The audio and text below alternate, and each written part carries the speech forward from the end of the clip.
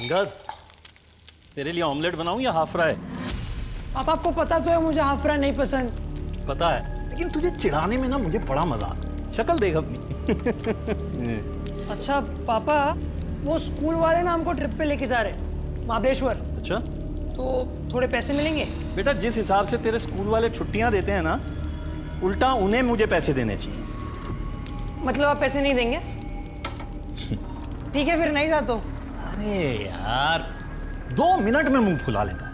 मजाक कर रहा था। अलमारी में रखे पैसे, जितने चाहिए ले ले।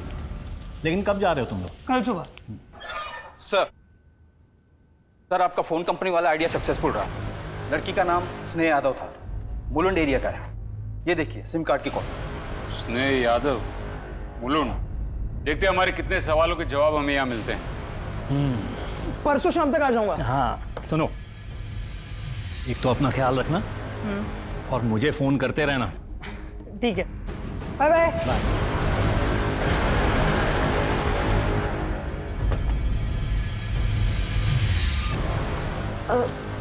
क्या हुआ साहब?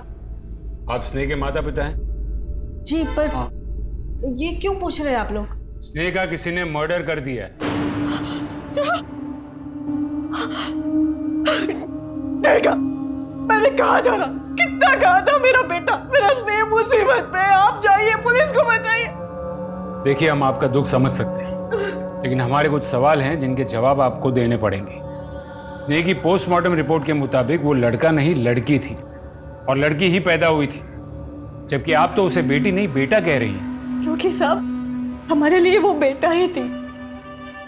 हमारे गुरुजी की इच्छा थी कि हम उसे बेटी नहीं बेटा माने, और एक बेटे की तरह ही पाल पोस कर बड़ा कर। आज मैं दाल बनाऊंगी, चावल बनाऊंगी, रोटी बनाऊंगी और सब्जी भी। तुम्हें सब्जी पसंद है ना? आज मैं तुम्हारी पसंद की सब्जी बनाऊंगी। और आपके गुरुजी की ऐसी इच्छा क्यों थी? क्योंकि वो स्नेह का भला चाहते थे। उन्होंने हमें बताया कि स्नेह उसके पिछले जन्म में लड़का था, और अकस्मात मृत्यु की वजह से वो उस जन्म के काम पूरे नहीं कर पाया था ना, इसलिए इस जन्म में उसे लड़का बनकर ही वो सारे काम पूरे करने होंगे। क्या? हाँ इंस्पेक्टर साहब, इसी तरह से हमें भविष्य में संतान के रूप में पुत्र की प्राप्ति होगी। तो फिर हुई पुत्र प्राप्ति? नहीं, उसके बाद उसकी बहन प्रीति पैदा हुई। प्रीति कहाँ है इस वक्त? वो अपनी सहेली के यहाँ गई है। स्नेह की बॉडी जब हमें मिली तब उसके माथे पर सिंदूर और गले में मंगलसूत्र था, जबकि आप तो उसे अपना बेटा कह रही। अरे आप ये क्या बोल रहे हैं साहब? ऐसा मत कहिए, अनर्थ हो जाएगा। देखिए ना ये क्या हो रहा है, ये सब ये क्या बोल रहे हैं? यही क्या माँ बाप नहीं हैवान? अरे जिसे भगवान ने लड़की बनाया उसे जबरदस्ती लड़का बना रहे थे। तुम कितने साल की थी जब उसका ऑपरेशन करवाया? तब 8 साल की थी। हो जाएगा, आराम से। तुम लोग जिसे जबरदस्ती बेटा बनाने की कोशिश कर रहे थे, उसने बिना बताए शादी कर, इसलिए उसका मर्डर कर दिया है ना? इंस्पेक्टर साहब, मैं तो अपने पैरों पर खड़ा तक नहीं हो सकता, मैं मर्डर करूंगा? स्नेह कुछ काम करती थी, कोई नौकरी वगैरह? हाँ सर, वो स्पीड अप कोरियर कंपनी में काम करता था। ये था करना बंद करो, समझे? आखिरी बार कब दिखी थी वो? 5 दिन पहले। क्या हुआ बेटा? क्या हुआ? अरे स्नेह, ऐसे लड़का होकर लड़कियों की तरह रो रहा है। क्या हुआ? कुछ नहीं, वो दोस्तों के साथ थोड़ी अनबन हो गई थी। अगले दिन सुबह वो मुझे बोलकर निकली कि वो 3-4 दिन के लिए शहर से बाहर जा रही है। पर साहब, आपको पक्का यकीन है कि उसने शादी कर ली थी? पक्का तो नहीं, पर मंगलसूत्र और सिंदूर देखकर तो यही लगता है। प्रीति वापस आ जाए तो उसे पुलिस स्टेशन भेज देना क्वेश्चनिंग के लिए, और हाँ जरूरत पड़ी तो हम फिर से आएंगे।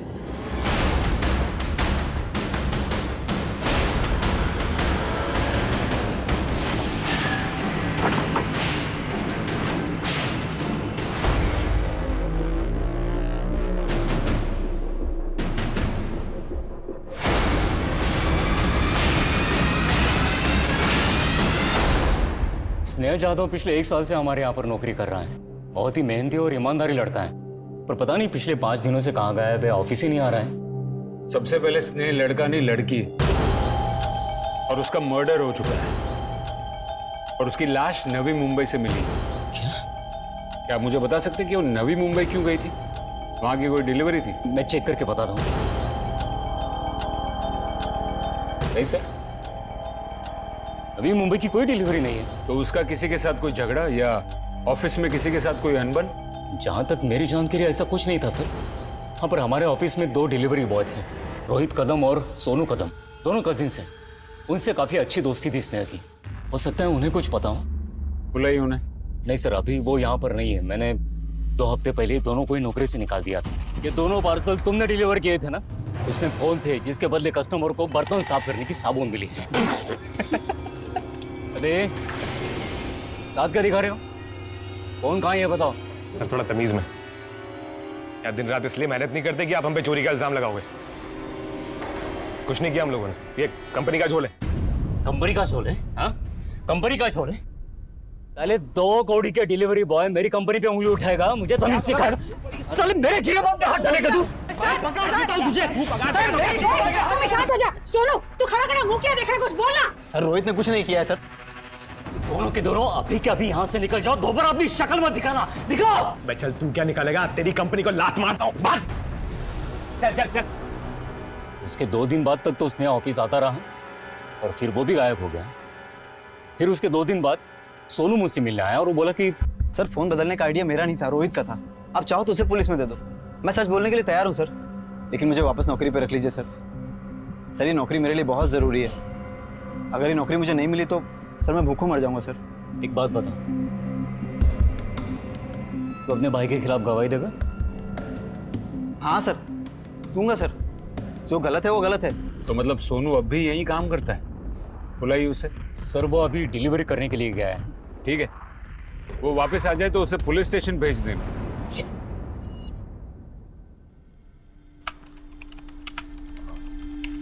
Yes sir. एक रूम चाहिए था। सर आपकी फैमिली कहाँ है? फैमिली तो साथ नहीं है। सर आपकी उम्र 18 साल से कम है और 18 साल से तो देखिए ना मैडम, देखिए चलता है आजकल ये सब, है ना? और सिर्फ 2 ही दिन की तो बात है।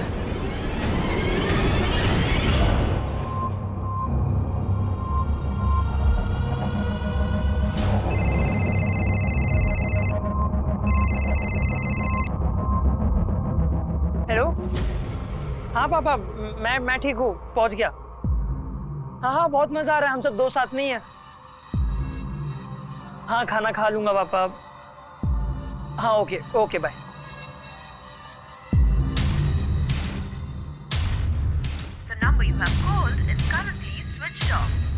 ये रोहित अपना फोन क्यों बंद करके बैठा है?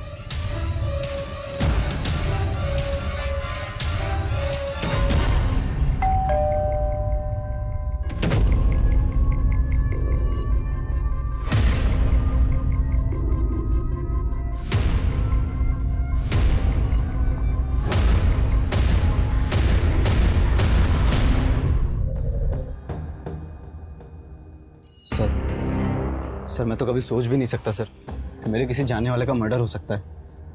अच्छा ये बात है, तो अब पता चल गया ना कि मर्डर हो सकता है। चल बता, अगर तूने मर्डर नहीं किया तो कौन कर सकता है? सर रोहित। सर रोहित कर सकता है। रोहित तेरा चचेरा भाई? एक बात बता, तू बचपन से ही सारे इल्जाम उस पर डालते आया है या ये नया शुरू किया है? तूने कुरियर कंपनी की नौकरी भी ऐसे ही वापस ली ना? नहीं सर, सर मैं इल्जाम नहीं लगा रहा हूँ, मैं सच कह रहा हूँ। मर्डर कर सकता है ये इल्जाम ही हुआ। वजह बता, वो स्नेह का मर्डर क्यों करेगा? चल चल चल बोल। सर नौकरी से निकाले जाने के बाद मैं और रोहित बहुत दुखी थे। तब स्नेह हमारा मूड ठीक करने के लिए हमें चाइनीज बाखड़ा ले गया। क्यों टेंशन ले रहा है? अरे चली गई, दूसरी नौकरी मिल जाएगी। अभी तेरा भाई लेके आना तुमको मस्त जगह। चॉपर राइस ऑर्डर करूं? नहीं खाना है चॉपर राइस तेरा। साला तेरी वजह से मेरी नौकरी चली गई। तुझे पता है ना, पूरे घर में कमाने वाला सिर्फ मैं हूँ। साला तेरे चक्कर में मैं भी फंस गया। सोच अगर उसने पुलिस बुला ली होती तो। रो मत यार, बोला ना जरूरत थी पैसों की। और अगर उसे पुलिस बुलानी होती ना तो कब की बुला चुका होता। टेंशन मत ले, इससे बढ़िया नौकरी लेके दूंगा तेरे को।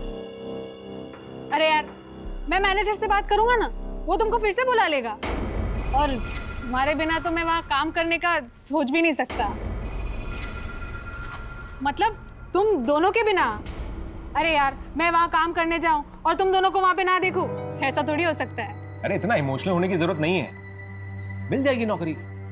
एक काम कर, ये ले, जा चॉपर राइस ऑर्डर कर। रोहित, तुम्हें तो पता है कि मैं तुमसे कितना प्यार करती हूँ।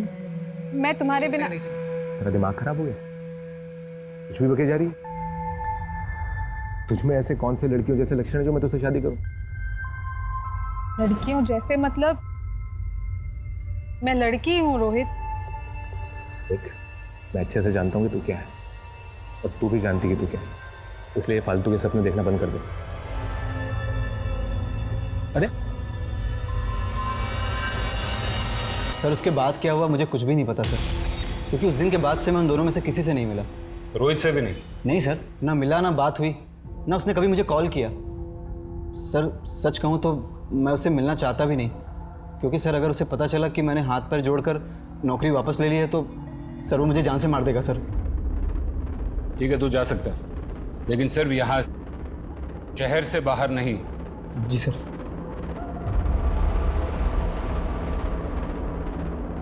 सर आपको क्या लगता है ये सच बोल रहा है? अगर सभी लोग इतनी आसानी से सच बोलने लगे तो अपना काम आसान नहीं हो जाएगा। सर रोहित का फोन पिछले 4 दिनों से स्विच ऑफ है।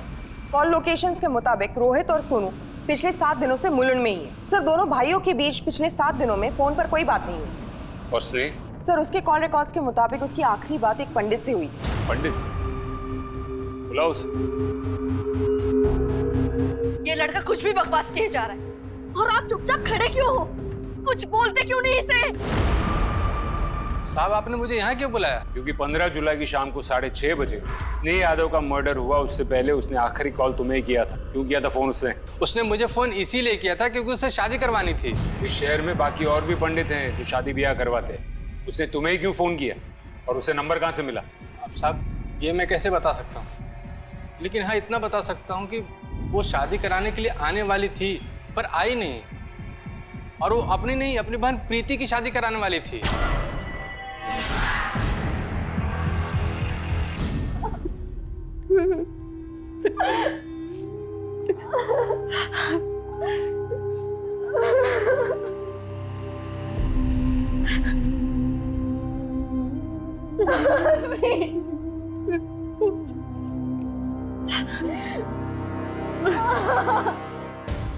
तू है कौन ये बकवास करने वाला कि तू मेरा बेटा है?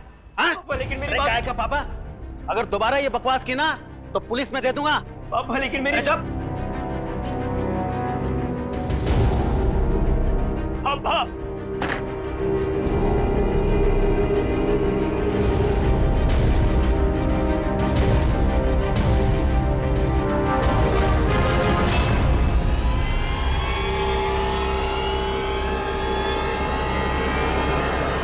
सॉरी सर, मैं मानती हूँ कि मुझे पहले आना चाहिए था, लेकिन स्नेह के अंतिम संस्कार की वजह से। अच्छा एक बात बताओ, तुम दोनों बहनों का रिश्ता कैसा? उसमें बनती थी या? वैसे तो रिश्ता बहनों जैसा ही होना चाहिए था, लेकिन जिस तरह से मेरे बाप ने उसे पाला पोसा, मुझे कभी समझ में ही नहीं आया कि वो मेरा भाई था या मेरी बहन। यहाँ तक कि हर साल मेरी माँ ने मुझसे स्नेह को राखी तक बंधवाई।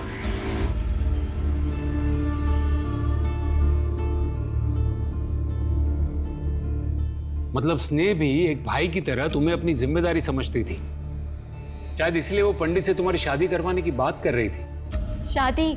सर मेरी शादी की कभी बात ही नहीं हुई, और वो ऐसा क्यों करेगी? प्रीति जी ये तो आप हमें बताएंगी, क्योंकि आपकी फैमिली में जो चल रहा था वो नॉर्मल नहीं था। सर मैं नहीं जानती कि वो क्या कर रही थी और क्यों कर रही थी। प्रीति जी कॉल रिकॉर्ड्स हैं आपके हमारे पास, हर दूसरा कॉल आपने रोहित को किया। इसका मतलब साफ है कि दोनों बहनें एक ही लड़की को पसंद करती थी और इसीलिए तुमने स्नेह का मर्डर किया। मैंने कुछ नहीं किया ऐसा। तुम रोहित को कैसे जानती हो? देखो सच बोलो, ये तो हमारे पास और भी तरीके हैं। सर मैं सच बोल रही हूँ। मैंने स्नेह को नहीं मारा है। रोहित और सोनू को मैं इसलिए जानती हूँ क्योंकि वो उसके साथ काम करते थे और वो उसके दोस्त हैं। और मैं रोहित को सिर्फ इसलिए कॉल कर रही थी क्योंकि घर से जाते हुए स्नेह ने कुछ ऐसी बात कही थी जो मुझे आज तक नहीं समझ आई। सारी जिंदगी मैंने इस झूठ को सच मानकर बिता दी। कितना कुछ सहा है इस झूठ के वजह से, पर बस अब नहीं। अब मैं अपनी जिंदगी अपनी मर्जी से जीऊंगी वो बनकर जो मैं हूँ। सर मैं कुछ नहीं जानती, मेरा रोहित से कोई वास्ता नहीं है। स्नेह का फोन बंद आ रहा था इसलिए मैंने रोहित को कॉल किया, पर उसने कभी मेरा फोन उठाया ही नहीं और उसके बाद उसका फोन भी स्विच ऑफ हो गया था। तुम जा सकती हो।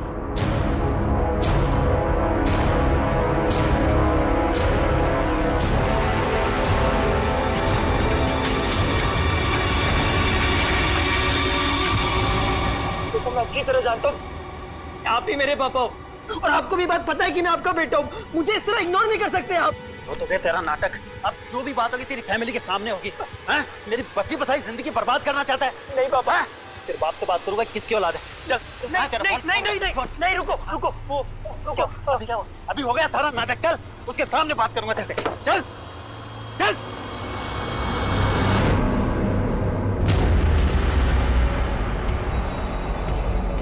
सर ये देखिए, यही वो पार्सल है जिसके बारे में मैंने आपको बताया था। इस पे केयर ऑफ स्नेहा जाधव लिखा है और पार्सल प्रीति जाधव के नाम से।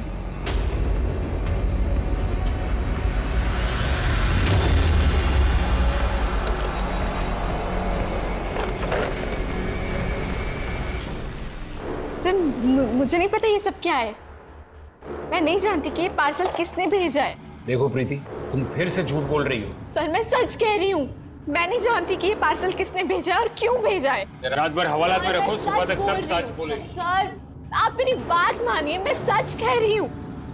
गुप्ता, ज्वेलरी भेजने वाले का एड्रेस फेक है लेकिन ज्वेलर तो असली होगा ना। पता करो कि ये कहाँ से खरीदी गई है। इस केस में मिलता हर क्लू हमें डेड एंड पर लेकर आता है। सही हाथ पे हाथ धरे बैठे रहोगे क्या? मेरा बेटा मर गया, उसका खून हो गया है और मेरी बेटी उसके भाई के ही खून के इल्जाम में जेल में। कुछ सुनाई नहीं देता क्या तुम्हें?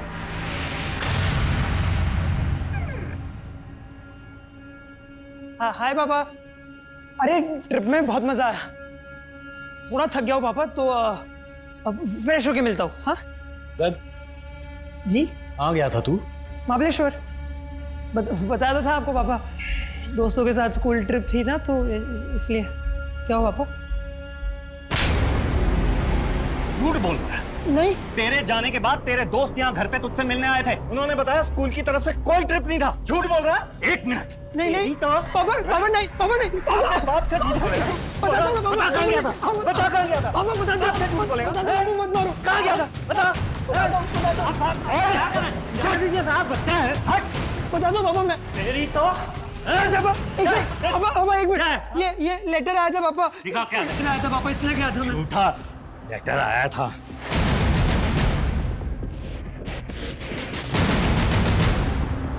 सॉरी पापा। तेरी पापा नहीं मत मारो।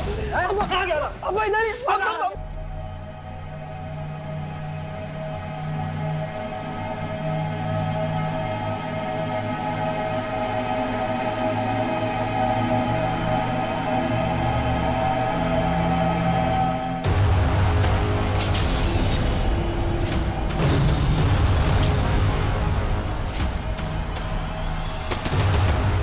एक तरफ जहां पुलिस स्नेहा जाधव की हत्या के मामले से उलझ रही थी, वहीं दूसरी तरफ पुलिस के सामने एक दोहरी हत्या का मामला भी आता है।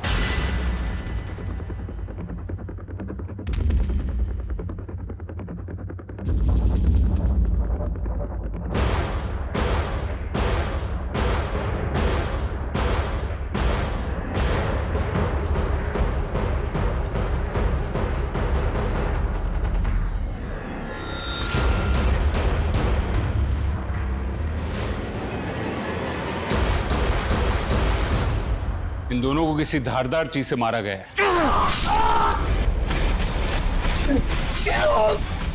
और हो ना हो जिसने मर्डर किया है, ये दोनों उसे बराबर जानते थे। दरवाजे पर कोई भी फोर्स एंट्री के निशान नहीं है। जब मर्डर से तब तुम कहाँ थे? साहब हम अपने घर पे थे। मैं यहाँ दिन में नौकरी करता हूँ, शाम को अपने घर चला जाता हूँ।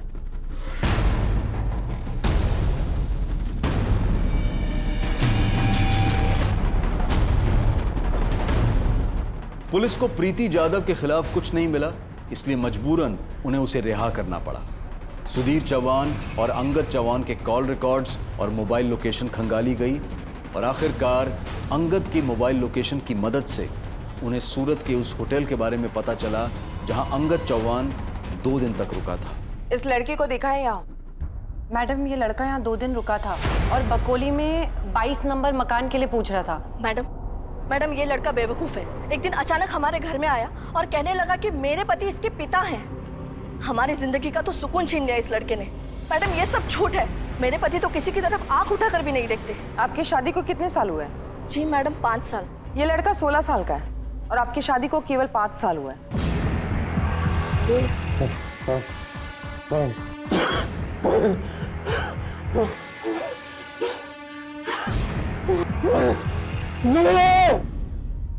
सर वो लड़का मेरे घर आया जरूर था सर, लेकिन वो झूठ बोल रहा था सर कि वो मेरा बेटा है। मैंने उसे समझाया सर, वो चला गया। वो चला गया या तूने उसका मुंह बंद कर दिया हमेशा के लिए? मैं क्यों मारूंगा उसे जब वो मेरा बेटा था ही नहीं। मेरे जैसे ना 36 लोग आते हैं यहाँ पे, चेहरा देखकर बोल सकता हूँ कि वो झूठ बोल रहे हैं या नहीं। सर प्लीज छोड़िए सर, मैं बताता हूँ सब कुछ सच है सर। 14 साल पहले मेरा 2 साल का बेटा किडनैप हो गया था सर। किडनैपर ने 50 लाख मांगे, मैंने दे दिए सर। उन्होंने कहा कि वो मेरा बेटा एक मंदिर के पास छोड़ जाएंगे। मैं वहां इंतजार करता रहा सर, लेकिन उन्होंने सर मेरा बेटा मुझे वापस नहीं दिया सर। तुम्हें तुम्हारा बेटा वापस मिल जाता अगर तुम पुलिस के पास जाते तो? सर मैं बहुत घबरा गया था सर। इतना कि बच्चा और पैसा दोनों जाने के बावजूद तुमने रिपोर्ट नहीं लिखवाई, दूसरी शादी कर ली और फिर एक दिन वो बच्चा तुम्हारे सामने आकर खड़ा हो गया और तुम डर गए और तुमने अपने हाथों से उसका खून कर दिया। पर नहीं मारा मैंने उसको सर। वो जब मेरे सामने आया तो मैं पहचान गया सर। सर इतने सालों में मैं मान चुका था कि वो वापस नहीं आएगा, यही मेरी किस्मत है। फिर कुछ सालों बाद उसकी माँ को हार्ट अटैक आया सर, वो भी गुजर गई। फिर मैंने सर दूसरी शादी की। मैंने मेरी दूसरी पत्नी को अपने पास्ट के बारे में नहीं बताया सर, और अब मैं घबरा गया था कि अगर अब उसे पता चलेगा तो शायद मेरी गृहस्थी खराब ना हो जाए सर। और घर टूटने के डर से तूने सुधीर और अपने बेटे दोनों का मर्डर कर दिया। एक बात बता, ये सुधीर वही है ना जिसने तेरे बेटे को किडनैप किया था? सर मैं बताता हूँ सर। सर मैं उसका पीछा करते करते मुंबई आया जरूर था सर, लेकिन जैसे ही मैं उसके घर के पास पहुंचा सर तो मैंने एक आदमी को खून से सने हुए उसके घर से निकलते हुए देखा सर। कौन था वो आदमी? वो तो मुझे नहीं मालूम सर। रात भर बिठा के रखो, शायद सुबह तक उसकी शक्ल भी याद आ जाए। सर सुनिए मेरी बात सर। मैंने कुछ नहीं किया है सर। सुधीर चौहान और अंगद चौहान की हत्या में श्याम सिंह पुलिस के लिए अहम सस्पेक्ट था, लेकिन उन्हें बिल्कुल भी अंदाजा नहीं था कि उनके लिए अनसुलझी पहेली बना स्नेह जाधव मर्डर केस इससे किसी भी तरह से जुड़ा हो सकता है और एक सिरे को दूसरे सिरे से जोड़ा जा सकता है। मुझे सुधीर चौहान, अंगद चौहान के अतीत के बारे में सारी डिटेल्स चाहिए। शाम के भी पास्ट और प्रेजेंट सब कुछ चेक कर। यस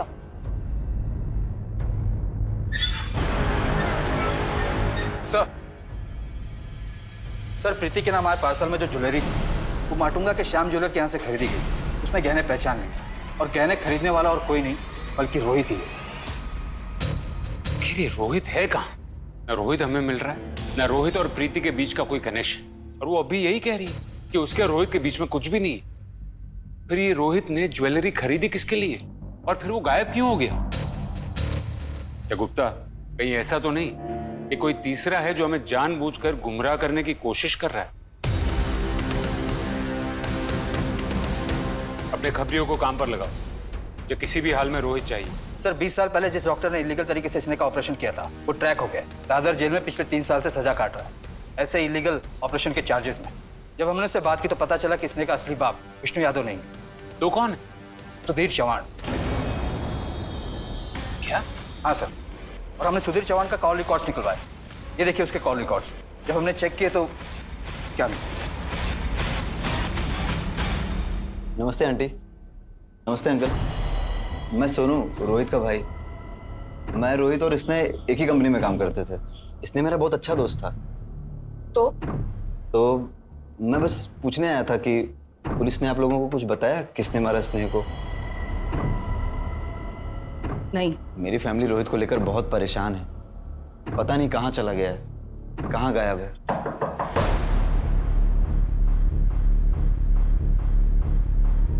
तू यहाँ क्या कर रहा है? सर मैं बस हालचाल पूछने आया था। मैं निकल ही रहा हूँ सर। आखिरकार हमने पता लगा ही दिया कि 15 साल पहले एक 8 साल की बच्ची के साथ गैर कानूनी ऑपरेशन किसने किया था और क्यों करवाया था, जिससे हमें यह भी पता लगा कि आपका एक नहीं 3 मर्डर के साथ वास्ता हो सकता है।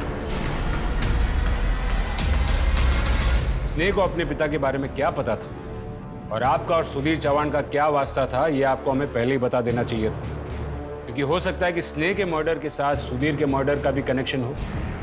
सुधीर मर गया?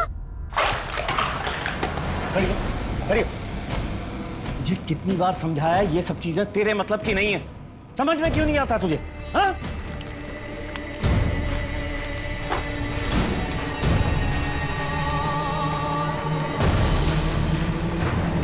उसने अपनी सगी बेटी के साथ जो किया ना, वो कोई दुश्मन भी नहीं करता।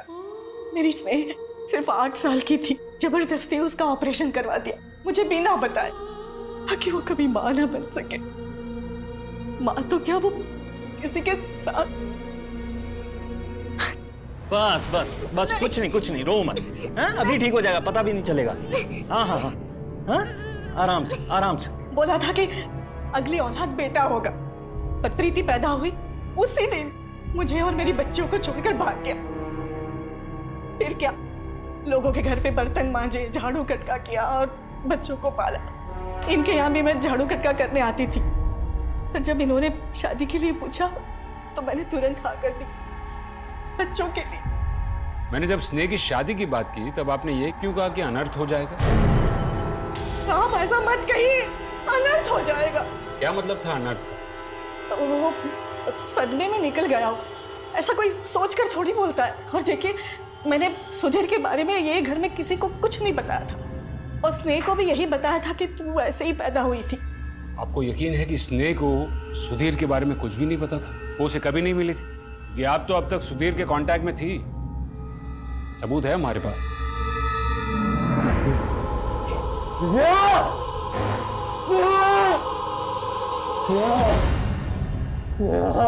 सर, सुधीर चौहान की इंफॉर्मेशन निकालते वक्त उसके रिकॉर्ड्स हमारे पुलिस रिकॉर्ड से मैच हो गए। वो एक हिस्ट्री शीटर है। अपनी जवानी के दिनों में छोटे मोटे क्राइम्स कर एक बार नहीं कई बार जेल जा चुका है, और इन क्राइम्स में उसका एक पार्टनर भी था जो अब तक हमारी आंखों में धूल झोंक रहा था।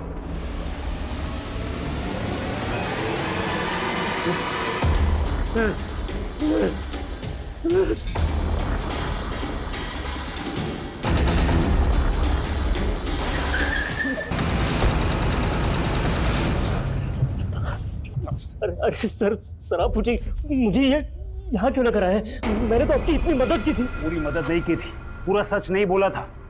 जैसे कि स्नेह के बाप के साथ तूने ऐसा किया क्यों? कैसे मारा उसे? क्यों मारा उन दोनों को? तूने स्नेह को पहले इसलिए मार दिया ना ताकि तेरे प्लान के बारे में किसी को पता ना चले। मैंने स्नेह को नहीं मारा है सर। अब की बार जरा सा भी झूठ बोला या कुछ भी छुपाया ना, मां कसम तुझे तोड़ के रख देंगे। गवाह है हमारे पास जिसने तुझे उस दिन भागते हुए देखा था।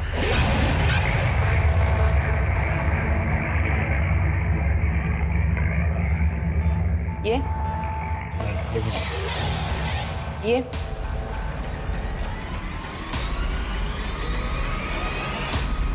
सुधीर के घर से मिले तेरे जूतों के निशान से यह साबित होता है कि दोनों मर्डर तूने ही किए हैं।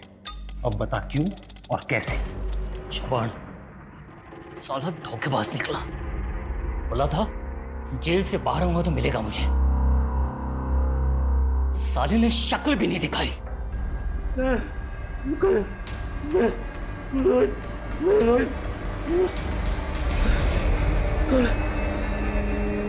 रोहित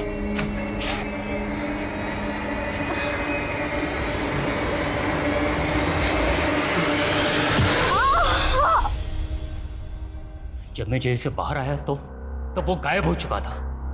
फिर मैंने ईमानदारी का रास्ता चुना और डिलीवरी बॉय की नौकरी शुरू कर दी और अपनी मेहनत से मैं मैनेजर बना।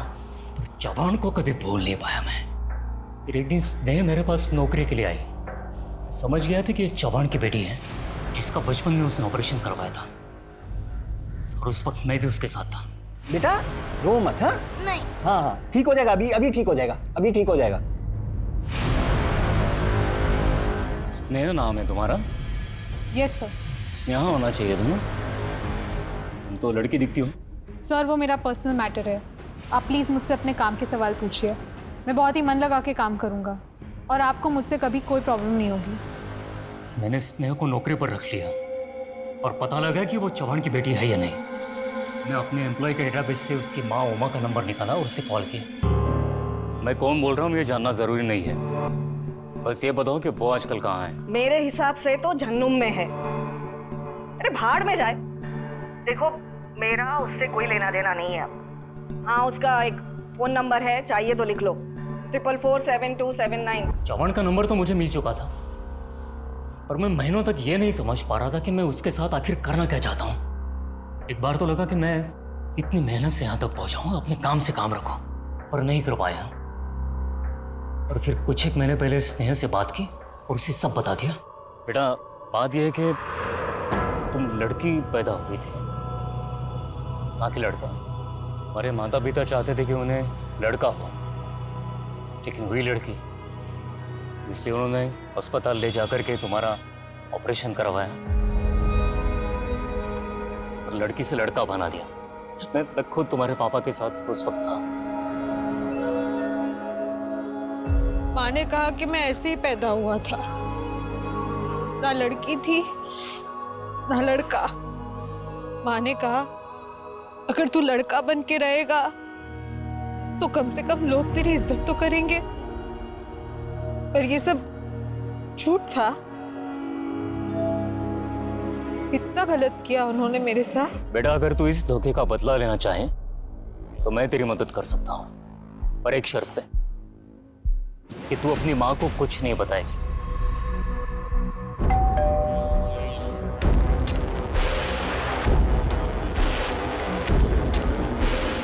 सर आपका पार्सल। अरे अंगद। जी बाबा। तुम्हारा पार्सल आया भाई। आया। साइन दो, ये लो साइन कर लो, ले लो। अंगद ये तुम्हारा असली बाप नहीं है, तुम्हारा असली बाप सूरत में, उसका नाम श्याम सिंह है। नीचे उसका एड्रेस है सूरत का। अगर तुम्हें कोई शक है या कुछ पूछना हो तो मुझे इस नंबर पे फ़ोन करो, 4488221212। जवान बहुत चालाक आदमी था, मैं जानता था बहुत जल्दी उसे सब पता चल जाएगा और वो मुझ तक पहुंच जाएगा। तो मैं भी यही चाहता था। फिर उस रात जब उसने मुझे फ़ोन किया तो मैं पूरी तैयारी के साथ उसके यहाँ पर पहुंचा।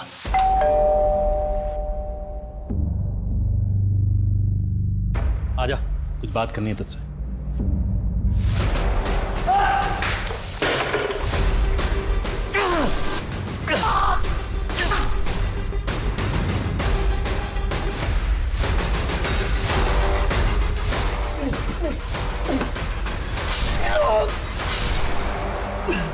मैंने उस कमीने चौहान को उसके किए की सजा दे दी।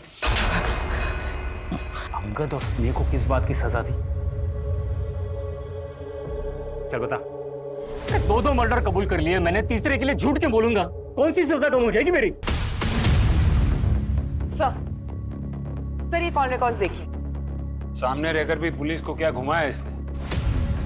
दाद देनी पड़ेगी। इसको उठा के लेके आओ। राइट।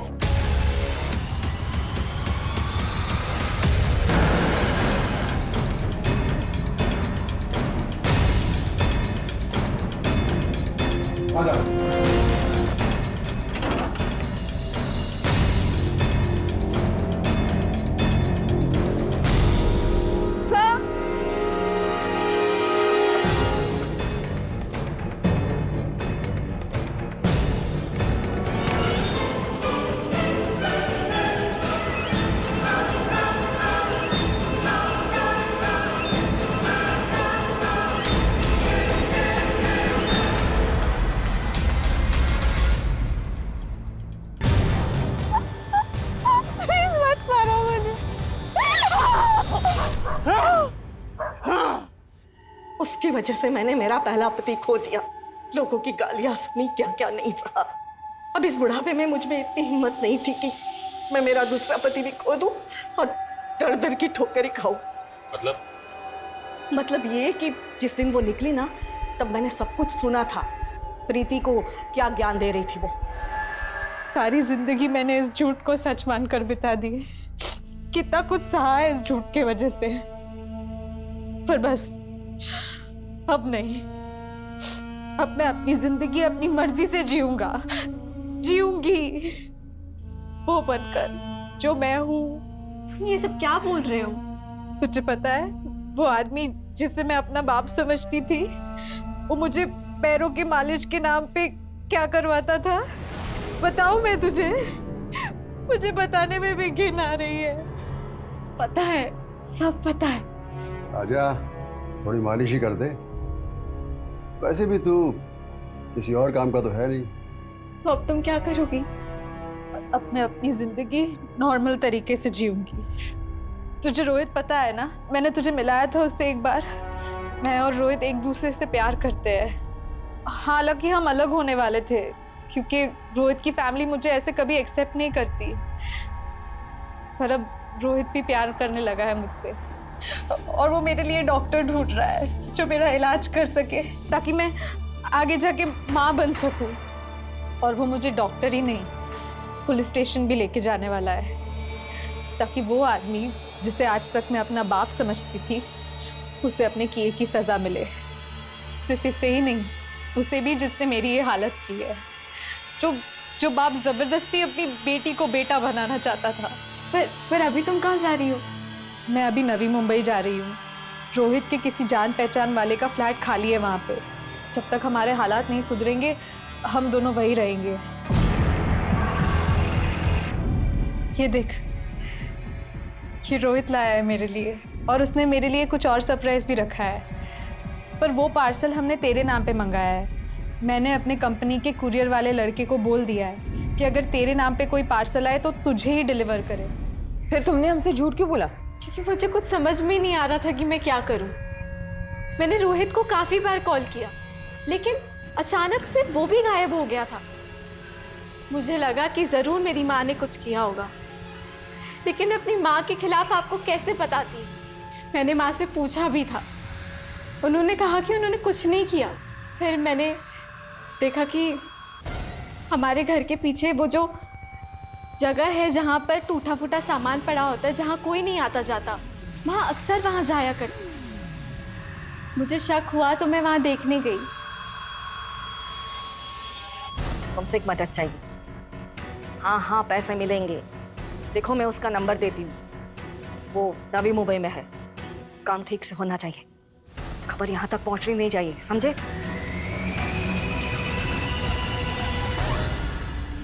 क्यों मिलना चाहते थे मुझसे, और क्या जानते हो विष्णु जाधव के बारे में? बताता हूँ। मैडम वहां पर एक आदमी की लाश पड़ी है।